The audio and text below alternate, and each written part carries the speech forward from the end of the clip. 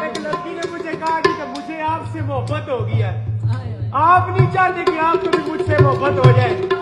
मैंने बोला करो कि मोहब्बत तो तुम्हें घर छोड़ना होगा, मेरे साथ तुम्हें ये शहर भी छोड़ना होगा। टूट जाएगा घर वालों से रिश्ता, माँ के हाथ के नवालों से रिश्ता, अनजान शहर में प्यार का बुखार उतर जाएगा, लगेगी भूख तो ये प्यार भी मर जाएगा। घर वाले बुलाएंगे तुम घर लौट जाओगी, ठुकरा कर मेरा प्यार तुम अपने शहर लौट जाओगी।